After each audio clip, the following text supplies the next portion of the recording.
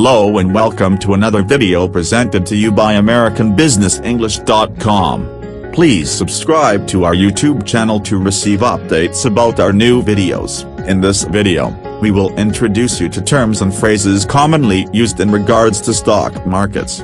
Each term is then followed by an example to illustrate its application. Our first term is the word equity. It means a stock or any other security representing an ownership interest in a corporation or a business. For example, you could say, the famous hedge fund manager bought a significant amount of equity in the up-and-coming high-tech company. The next term is a shareholder or stockholder, which simply means a person who owns shares in a company.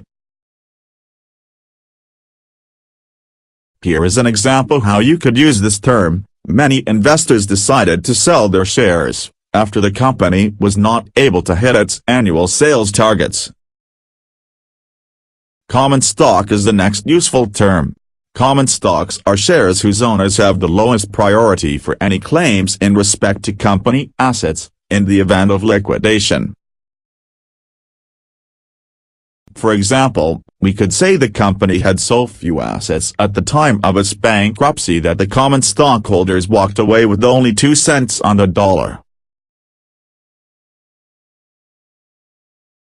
The next term is preferred stock, which means a case of ownership in a corporation that has a higher claim on the assets and earnings than common stock.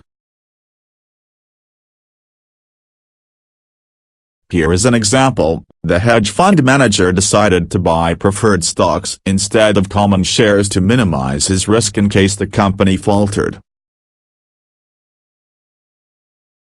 The next term is a stock split. It is the act of dividing existing shares into multiple shares to reduce stock prices and make them more affordable.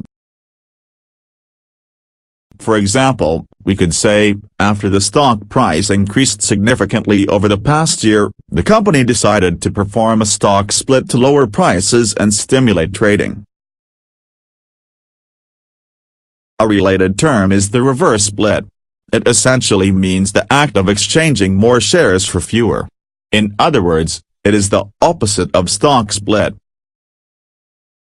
Here is an example. The company decided to conduct a reverse split after its stock price dropped below $1 in order to avoid being delisted from the exchange.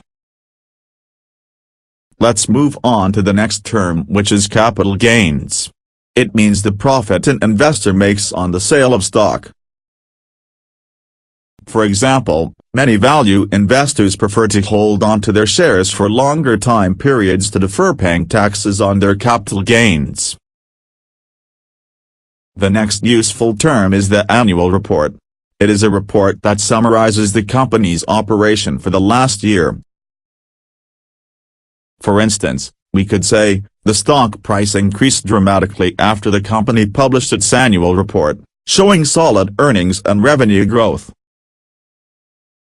Another useful term to learn is dividends. It refers to the portion of the company's earnings paid to shareholders.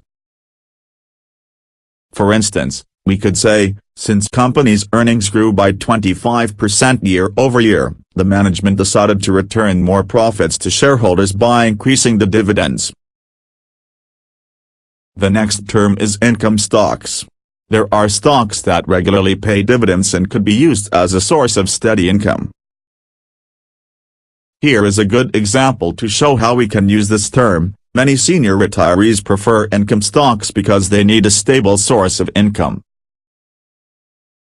A related term is growth stocks. These are stocks that pay little or no dividends, instead they reinvest their earnings to finance their future growth. For instance, we could say, growth stocks at the early stage of their expansion prefer to leverage their earnings to finance growth rather than returning them to shareholders.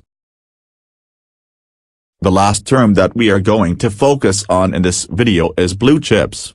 These are the stocks of the largest and most consistently profitable corporations. For example, we could say, many conservative investors prefer investing only in blue chip stocks, because they intend to take as little risk as possible. Thank you for watching this video presented to you by AmericanBusinessEnglish.com. Please subscribe to our YouTube channel and visit our website for more free tutorials.